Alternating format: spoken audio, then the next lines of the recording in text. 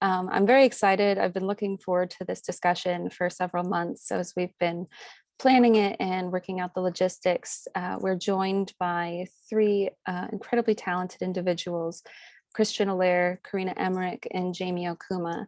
The format of today's talk will be presentation, followed by discussion, as well as some Q&A at the end from all of you. So without further ado, I'd like to introduce Christian Allaire. Christian is a fashion and style writer for Vogue Magazine. He's based in New York, and he will be speaking about his writing practice and his current projects. Christian, welcome.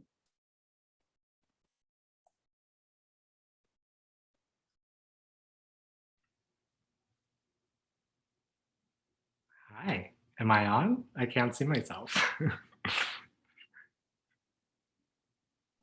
You're on. I'm on? Okay, well, hello everyone. So my name is Christian. I'm from Nipissing First Nation, which is a reservation in Ontario, Canada. But now I'm based in New York and I'm the fashion writer for Vogue. So I think I have some slides to show y'all. So first of all, not to plug myself, but I did write a book called The Power of Style, How Fashion and Beauty Are Being Used to Reclaim Cultures. And on the cover, you'll find the work of Jamie Okuma. You know those gorgeous earrings when you see them. And inside is really a book celebrating how all different kind of cultures are using fashion or beauty to sort of reclaim their history. You know, I wanted to write this book because when I was younger, I felt like, you know, my native culture wasn't represented in mainstream fashion, whether it be our regalia or our traditions or whatever it may be.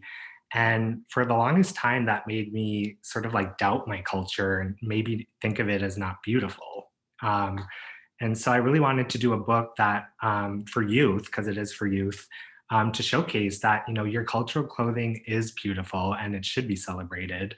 And I really spotlighted a lot of different creatives, whether it's like designers or models, who are like really reclaiming their culture and wearing their traditional clothing and bringing it to the modern day.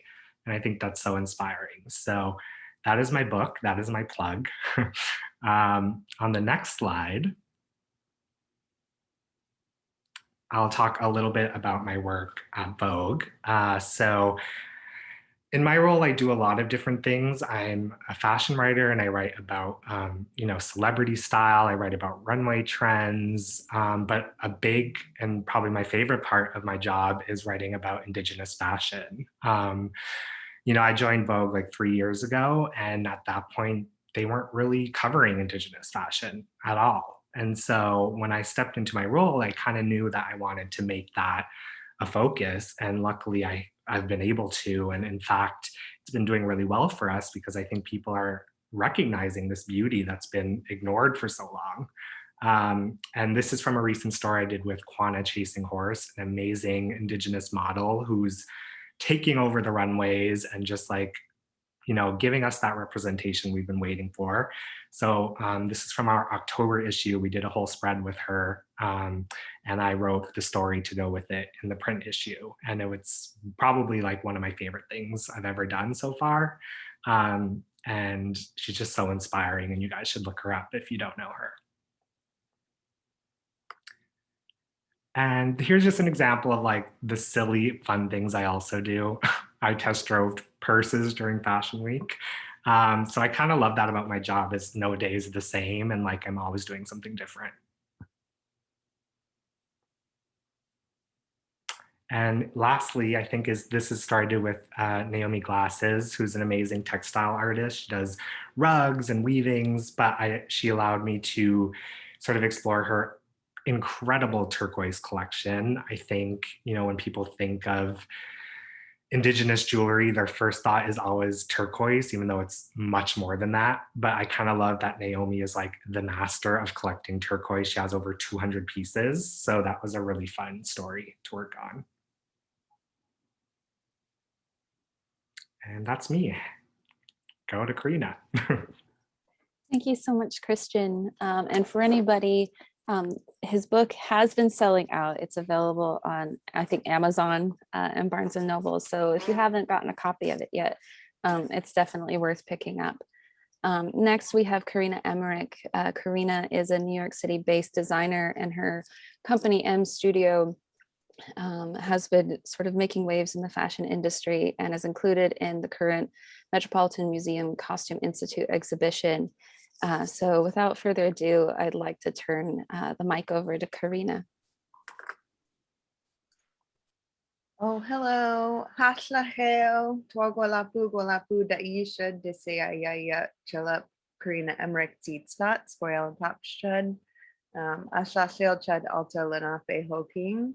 Hello, everyone, my friends and family, everybody attending. I'm Karina Emmerich. I am Puyallup on my father's side. I currently live in the occupied Canarsie territories in Greater Lenape-Hoking, also known as Brooklyn, New York.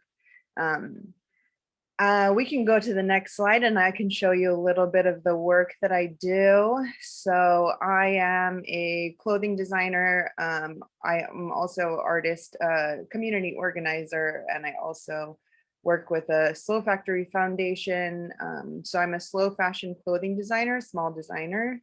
I'm really focused in sustainable materials, sustainable and ethical production. This is an example of some of my work, and we can go to the next story to see some more. I'm really focused in, I am a contemporary Indigenous designer. I speak a lot, much like Christian was saying, that we do not solely exist in a historical context. So we are still here. We're still actively engaged in the art and fashion world. A lot of my work is, to push back against the fashion industry as far as representation and sustainability goes. We can advance to the next slide and I can talk a little bit about the materials that I use. So a lot of the materials I use are, the cornerstone of my brand is really using wool material, and I use wool as a multi-seasonal fabric. Wool is a regenerative fiber that can be used as a healthy additive to soil when it breaks down, as long as it's in safe dye processes, which is why I use a lot of Pendleton Woolen Mills materials. I'm originally from the Pacific Northwest and grew up with the Pendleton Woolen Mills being a prominent thing in my family and the POWs we go to. So we still use those fabrics, although I do talk openly about how Pendleton is not an Indigenous owned company. So a lot of the work I do is in reclaiming those fabrics. And I really think that they uphold their sustainable practices. So that's something I stand behind as well. On the left is the cradle to cradle wools, which I've been using a lot, which are a fully circular material. And the work that I do in addition to that, if we go to the next slide, I serve, let's do a quick update before we do that. So two pretty big deals that have happened amongst Indigenous designers is we got the cover of In Style magazine, dressing secretary Deb Holland. And she's seen here wearing my 100% organic cotton cerulean blue Snoqualmie dress, and including some other designers, along with the Carrie Tombi and Jamie Okuma piece that she's wearing, and Jamie Okuma is here today. So this is a huge deal, and we can move to the next slide. As far as us fighting for our representation, I am also included in the most recent Met show, In America Lexicon of Fashion. This is a part one of the show. It's a two-part series. The second part will be opening in May, but this one is on display now. It's featuring about 70% artists who are not mainstream fashion designers, people who are up and coming, who are really creating a voice for themselves in this industry. And I have been lucky to be included in that show. However, I am currently the only Indigenous designer to be in a show about America. So we are now challenging the Met to do better when it comes to part two. We can go to the next slide. So in addition to the sustainable mission that I have at the forefront of my brand, I also serve on the board of directors with the Slow Factory Foundation. And I also teach classes with their open education initiative. The Slow Factory, we work to transform harmful systems by designing models that are good for the earth and good for the people. And we work to advance climate justice and social equity through regenerative design, open education, and materials innovation. So a lot of the background with Slow Factory is methodologies that are used from ancestral wisdom and technological innovation. And we really try to decentralize and nurture communities that are impacted by global colonialism. And we truly believe that sustainability can only exist at the intersection of climate and social justice.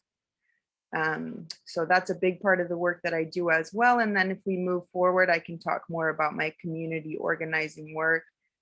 I also work within the Indigenous Kinship Collective, which is a collectively run organization of women and femme identifying people and gender non-conforming people based in Lenape-Hoking, also known as New York City. And we work to ensure that our Indigenous communities' causes are supported, celebrated, and defended. We can move to the next slide. So we work to honor ourselves and our relatives through art, direct action, education, and representation. So in addition to our ongoing mutual aid initiatives, we have also had many activations, direct actions. Some include, pardon my language, a fuck your barbecue teach-in on the 4th of July. We've also had teach-ins about missing and murdered Indigenous women, which in the Slow Factory, I did a class called Fashion and Resistance about the red dress movement. We've also had short-term occupations of the Natural History Museum, the Metropolitan Museum of Art, as well as multiple teach-ins on our ongoing anti-pipeline work, and what's happening and keeping updates on what's happening at the front lines on Line 3 and at the Coastal Gas Link on sovereign Wet'suwet'en territory. So in addition to being a designer, I also work heavily in my mission and ethics and fight against the fashion industry as much as I work in it. So that's a little bit about me and all that I do. Thank you so much, Karina. Now it's my pleasure to introduce Jamie Okuma. For many of you at the museum, you're probably familiar with her work. She's shown here many times, part of the permanent collection, and has won Best of Show many years running at the fair and market. So I'll turn it over to you, Jamie, to talk a little bit more about your work and your practice. Hi, welcome everyone. My name is Jamie Okuma, and I'm coming to you from my home here on the La Jolla Indian Reservation in San Diego County, California. And I, first and foremost, am an artist. And so I really, everything that I do is art-centered. And so people that know me, I usually let my work speak for itself. I'm not much of a talker. I just love creating, and I am so thankful that it resonates with many people. So you can go on to the next slide. This is an image from my spring 2021 collection. I really like to, with my photo shoots, incorporate my aesthetic for what I'm going for a collection. This was a very retro vibe, and I really like people to see what how you can dress and style and layer different pieces of my work.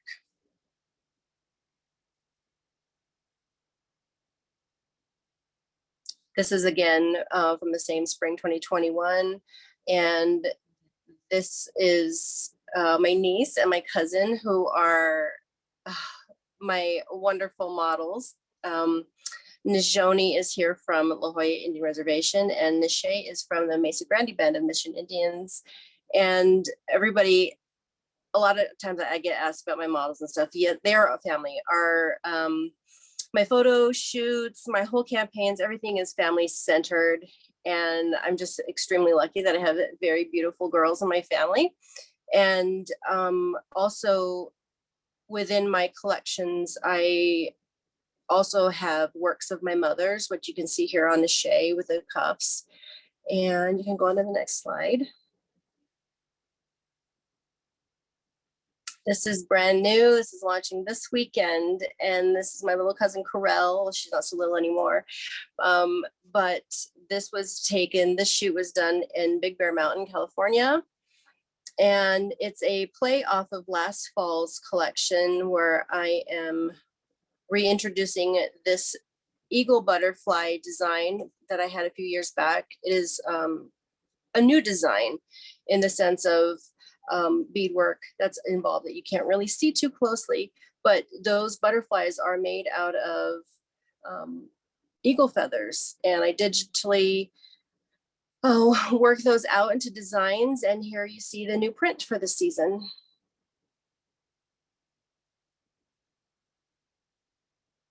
Again, this is brand new. This will be coming out this weekend. I'm much better with questions, so when we get to that part, I can. Yes, this is a brand new look. It's a cardigan, stretchy with shell button closures. You can wear it as a dress or as a overpiece, layered it with many other pieces from my collection or others.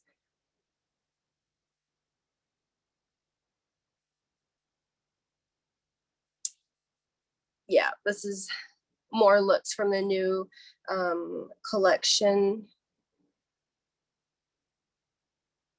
Can move on. And this is an example of my couture work.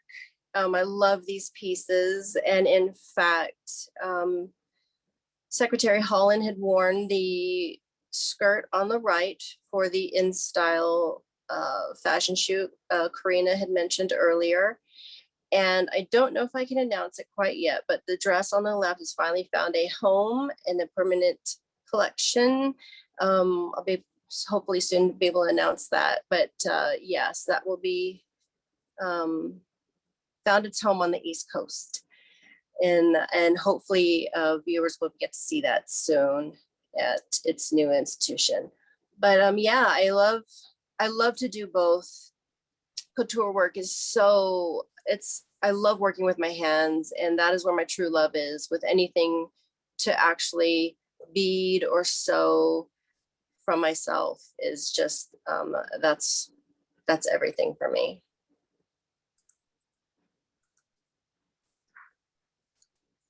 Thank you all so much for giving everyone a little bit better understanding of your practice and your background. And I wanted to start with asking a few questions. So Karina, one thing that you brought up multiple times in your presentation is this idea of sustainability and working with sustainable materials. And I think one thing that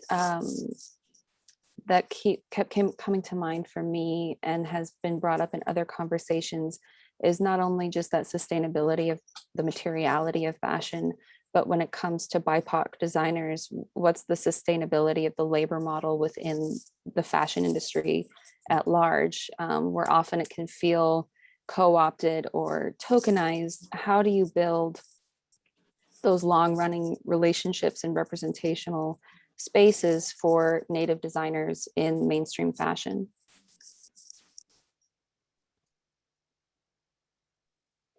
Oh yeah.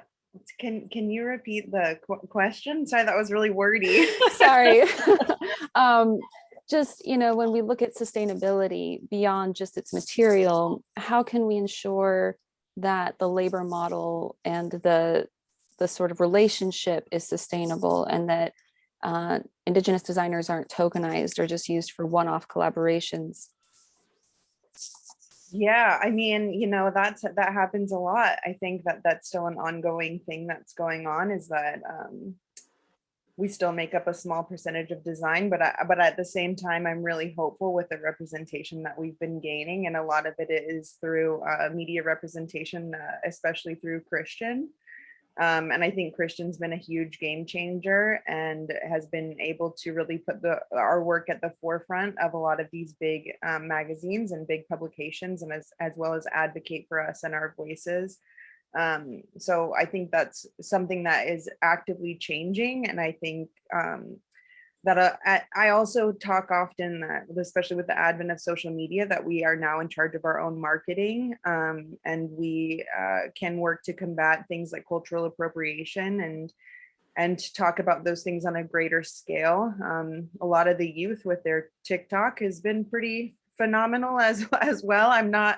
I'm a little, maybe I aged out of TikTok, I don't know. But the education that people are sharing through those platforms is pretty phenomenal.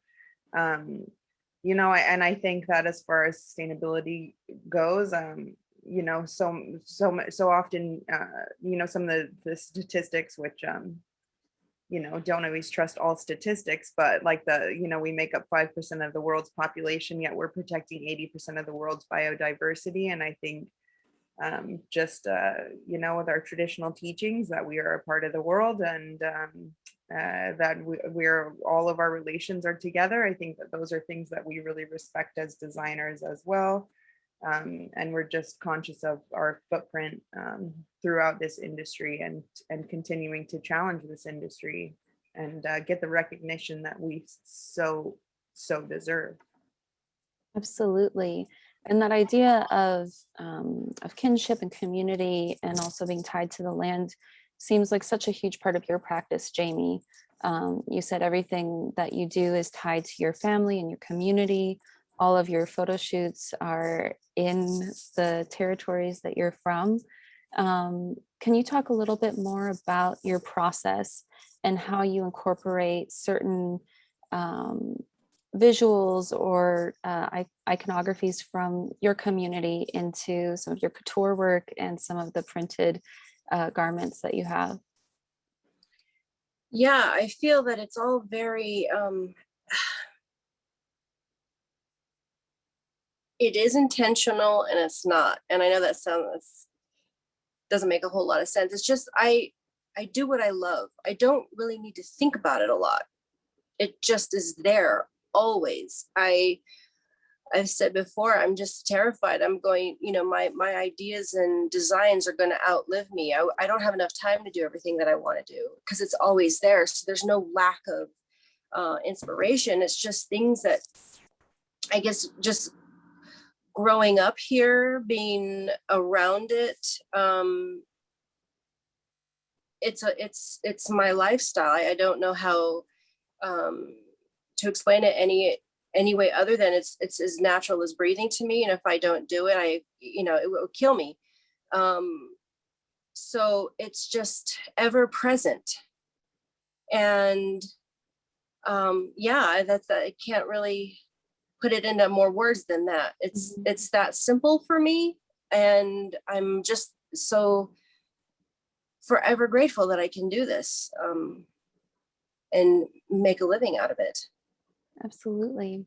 And I think to Karina's earlier point, some of the big game changers for artists who fall outside of that quote unquote mainstream has been social media, and being able to tell your story the way you want it told and market yourself the way you want to be marketed. And then writers like Christian, who are actively making and holding space for designers like you and artists like you. Christian, can you talk a little bit more about what got you interested in writing about contemporary Indigenous fashion design and contemporary Indigenous art? Yeah. Well, when I was younger, I talk about this a little bit in my book, but I didn't see Native fashion in the magazines I was looking at. And so in turn, that made me not interested in my culture. I was like, this isn't cool. I'm not seeing it. So for the longest time, I was didn't think it was cool, wanted nothing to do with it. But now I think when I've grown up and like you get wiser, I've kind of become like borderline obsessed with Indigenous design now. Like it's kind of unhealthy. And so now, like, you know, I step into this new role where I like can write about pretty much anything I want in the realm of fashion. I knew exactly what I wanted to write about. It was the thing that I had ignored for so long, was just, you know, really cool designers who are managing to like take traditional motifs or textiles or prints and like bring them to the modern day in a really fresh way. Like to me, that excites me more than anything I'm seeing like on the runways or, you know, in movies, whatever. And I think it's been fueled by the fact that nobody else is writing about this, which I'm consistently shocked about. I mean, Yeah. I hate that I'm one of the only few people I wish I had more competition. You know, I don't like always having to be the first person to cover someone. I think there should be like more people who aren't even maybe Indigenous, like, you know, putting in the work and researching, because like we've mentioned, there's social media. It's so easy to find artists. Like I have a list that's just like endless.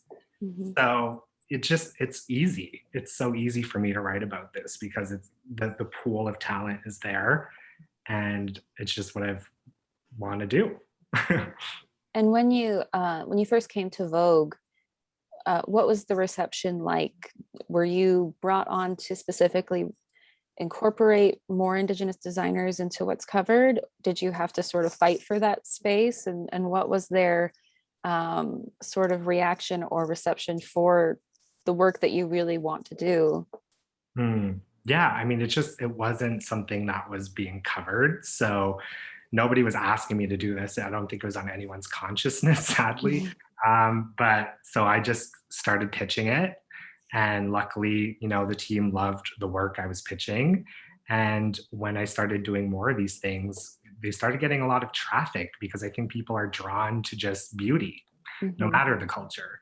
And so now I'm able to actually make it a focus because the appetite for this kind of work is there, you know?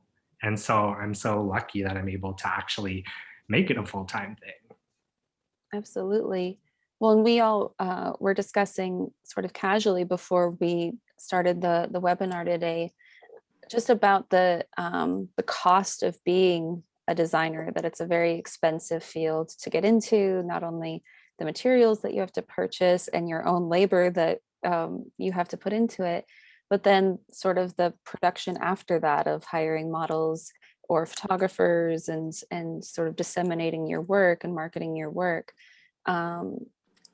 I know in Canada, there's been a little bit more support, but do you feel that there are ways in which in the United States, different foundations or even different fashion houses could start to create programs that support Indigenous designers to do their work?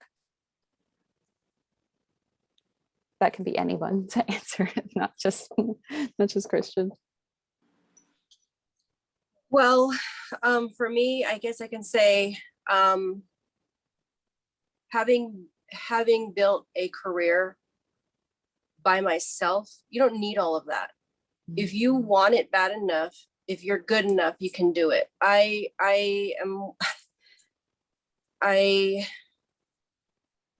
don't like the idea that we need one of these types of companies to help us out. We don't. I'm proof of that.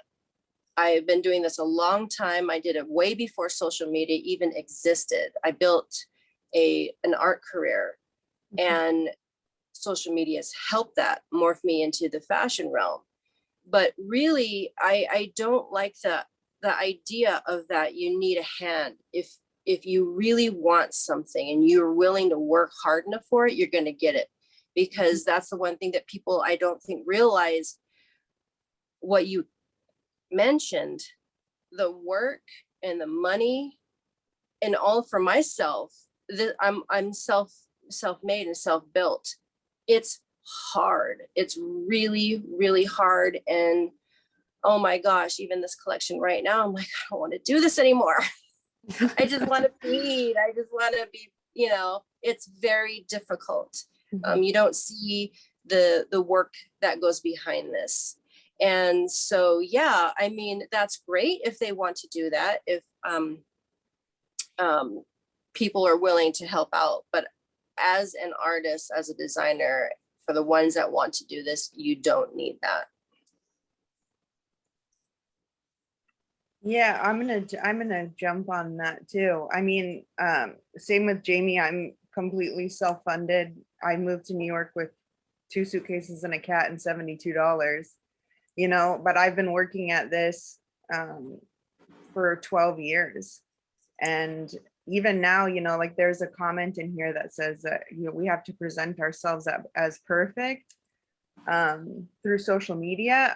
I'm nowhere near perfect. You know what I mean? I beat myself up every day thinking that I should be at a different place than I am because of the way that it looks from the outside. You know, people think that that these visual successes equate to monetary success, and that's not always the case.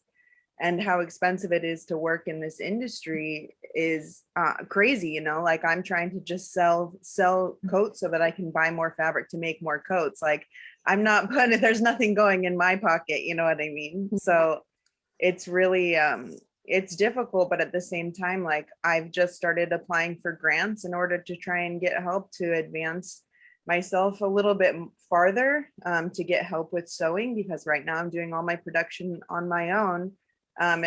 Except for a couple of pieces that I had outsourced during spring. But it's intense, you know, it's expensive, it's not easy. And I always say the same as Jamie, like you have to work and work and work, because once the opportunities start presenting themselves, you better be ready. And that's the thing, like I had no idea a lot of these things that happened this year were going to happen, but I didn't stop working and I had something to show. So I think, you know, there's perfection in your imperfection, you know, and you just have to embrace who you are, where you're going, and whatever path that you're following. You know, and at the same time, like I won't take loans from big banks who are like perpetuating this climate disaster. I have no interest in doing any of that stuff. So if I can feed myself and keep my workspace, hey, that's pretty successful to me. Yeah. Absolutely. Well, and I think that also gets back to what you discussed in your presentation, Karina, about sort of the intersection of your work as a designer and as an activist, and looking at the impact of where does the funding come from, the impacts of the fashion industry, and sort of the environmental racism that we see time and time again happening to Indigenous communities all across the world. How do you see, in sort of specific ways and maybe in more oblique ways, your design work intersecting with your activist work with Kinship Collective? Yeah, I think, you know, similar to what Jamie was saying, I think sometimes it's not always thought out. It's just kind of a conduit for my voice. And I really think that, you know, I often say that I'm an artist and fashion is my medium. So, you know, we still have to make things that people want to wear. At the end of the day, you have to make things that are still marketable, but there's a lot of stuff that I'm working on currently that's just, in a way, it's a healing practice for me to get through the past couple of years of this insanity that we've all collectively been living through. And I also think that my work is often a catalyst for education. You know, the piece that's currently in the Met is inspired by the Hudson Bay Company, which is, you know, like the greatest perpetuators of colonialism, and it's catapulted that conversation. And I think that a lot of times in this society that we live in, we're so focused on what's right or what's wrong. And I always say it's more about the conversation that happens in between those two things. And I think that's, well, a big part of my work is not just the visual of my work, but it's also educating myself and learning and unlearning constantly. So I think my voice will always come through in my clothes, and yeah, it's healing. Yeah. Absolutely. Also, to your earlier point of the two-part exhibition at the Met. And I remember, Christian, when I was interviewing you for the Native Art Magazine article, we sort of briefly chatted about that, of what will the Met's interpretation of American fashion look like. I didn't realize you were absolutely the only Native artist until you said that a few moments ago in the exhibition, which is just, it's not shocking, but it's stunning still, with all the conversations that have been more amplified over the last 18 months, that there's such a almost tokenized model of inclusion in a show that's supposed to be about American fashion. What are the conversations sounding like and looking like with the curators or the organizers of the exhibition to push for more inclusivity in the round 2 of the exhibition? Me? Whoever wants to answer. I mean, I'm not involved with the exhibit, so I can't really say anything about that, but do I wish there were more? Absolutely. And I think even at the Met Gala last week, as we saw, I mean, we had this amazing moment with Kwana chasing horse. You know, I think she like blew up the internet with her look. But that's another case where, like, I wish there were a lot of designers who had gotten to go too, but you know, I guess we take the progress we can get. Absolutely. Well, and it's, I had a conversation with Amber Dawn Bararobe, who organizes the fashion show at Swaya Market every year. And again, talking about representation, and she said, you know, I only get 1 hour once a year to put on a show that showcases these designers, and it's just not enough. You know, so creating more opportunities, like you said, that there are so many Indigenous designers and artists out there that have amazing work to share and stories to tell. So it's, you know, hopefully it's the start of a snowball rolling down a hill where it just keeps picking up momentum and scale, and more artists are included in those conversations. It looks like we have quite a few questions from the audience. So I'm going to invite Allison back on to help us work our way through some of those. I kind of ask any questions from the audience, I wanted to open it up to our panelists since we have you all here together. Do you have any questions for each other? Anything you're wanting to ask? No, we talk to each other on the regular, so. Yeah, I'm like, I have some questions, but they're not going to pertain to this. Well, related. Gotcha. So this is a question. Who do you want to see wearing your clothing? Who is your primary audience? So for Jamie or Karina, it's for okay, I'll go first. I don't have one. It's whoever loves Native art. There's outlets for those people that appreciate our design and aesthetics. And there used to be, I mean, there was very few in the past, and there was a lot of people that thought they were creating Native design. But now that there are many of us out there, that's who my audience is. That's who I want them to be, is anybody who appreciates our work. And I don't create anything that is culturally sensitive to anybody. So yeah, I design for everybody. Yeah, I agree. I saw another question, you know, like this happens a lot. Like, can I, as a non-Indigenous person, wear your clothing?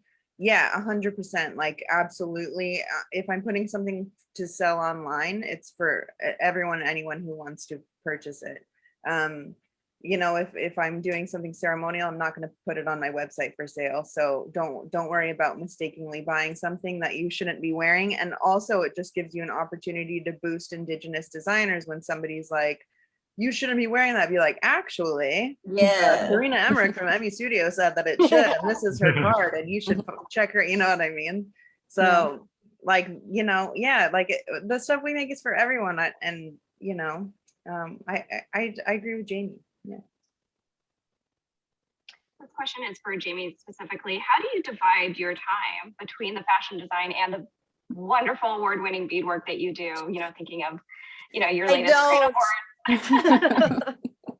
As Erin knows, just with this panel, my God, I'm really right now, I'm having this internal battle because I have not done serious beadwork since the commission for the Hood Art Museum's boots, the one with my friend on as the imagery, my bird friend. And it truly is that medium for me. It is my life, and I haven't done it.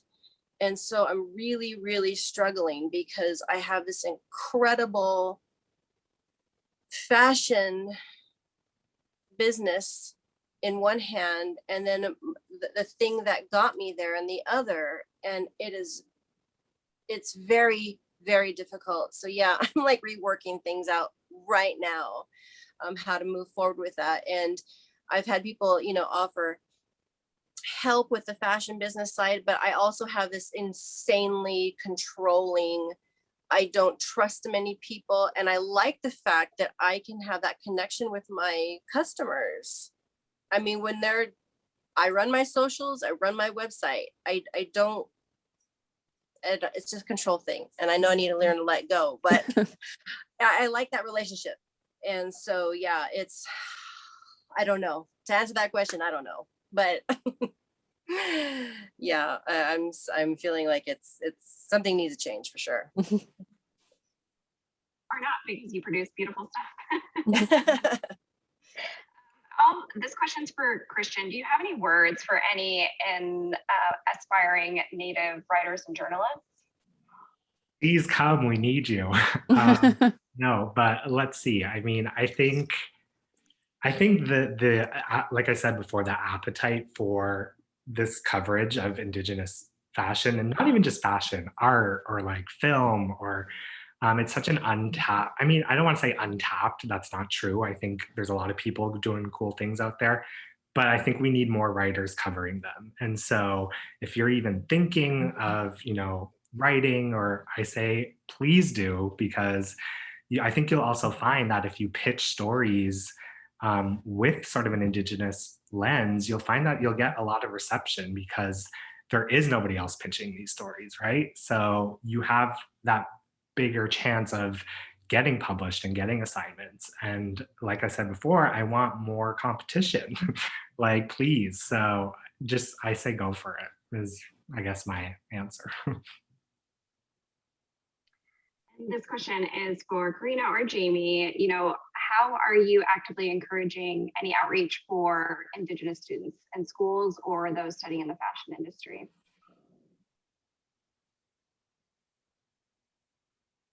Karina. I have 2 small children. That's as many students as I can deal with right now. So. Yeah, that's a great question. I mean, you know, if you have any advice for me, that'd be great, because I think like I communicate mostly through my social media channels, you know, and I'm really transparent about what my day-to-days are like, and like how I'm doing and stuff like that. And I think that that alone is kind of an outlet for some inspiration to just see what it's like to do what I do. But you know, if anybody has any, you know, direct contact to Indigenous fashion students, like please let me know, like reach out to me. That's another thing. Like I a lot of times I always say, like, if you don't ask, like the person on the other end's not going to come up with it. So if you have questions for us, reach out, like, you know, and just be forward and be like, hey, I have questions, I need help, I want to do this, my school wants you to talk, like whatever, like, you know, that kind of stuff is always super helpful for us to know, you know, who wants outreach. I also want to quickly address one more question that I see in the comments, just to change. Somebody says, without naming names, have you considered using wool blankets from another Northwest company? I know that you're probably referencing 8th Generation.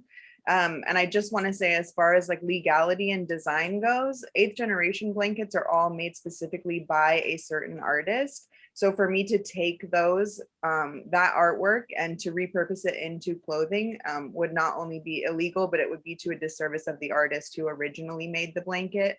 And Pendleton Fabrics do sell yardage, which is meant to be a wholesale use for production practices that can go into resale. So I just want to address that really quickly, because a lot of people think that we have freedom to use any Indigenous designers' materials. We don't. And I always grew up being told if you steal somebody else's artwork, then you're stealing a part of their soul. So that's why I don't use their materials, although I would love to work with them someday in the future.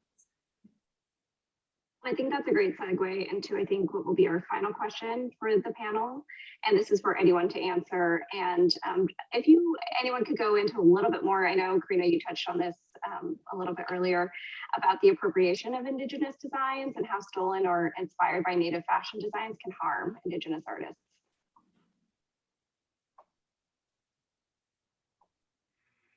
I know, big topic. Very hard. It could be very harmful. I mean, I'm not coming from a design lens, but from someone who looks at fashion all day, both Indigenous and non-Indigenous, I can spot in a second if someone has taken liberties with someone else's work, and it still happens way more than you think. And I think, I mean, a lot of the times it's just being lazy and just copying because they think it's beautiful. And it's like, I mean, that's not saying that's not problematic, but I think the worst cases was when they're taking something that's sacred or meant for ceremony, or that's where it's really, really problematic. And I think we've made a little bit of stride in not seeing that as often as even 5 years ago, when like there was a headdress on the Victoria's Secret runway. But I still think it's happening in very subtle ways. And I think the only solution is just to continue calling these people out. And I think now, you know, we all complain about social media, the goods and the bads, but at least now when we see something, you can call it out with the click of a button. And I've seen things get taken down within like 2 hours and like something pulled from the retailer the same day. So I think that's good. I love that. But I don't know if I answered your question. That was a rant. But.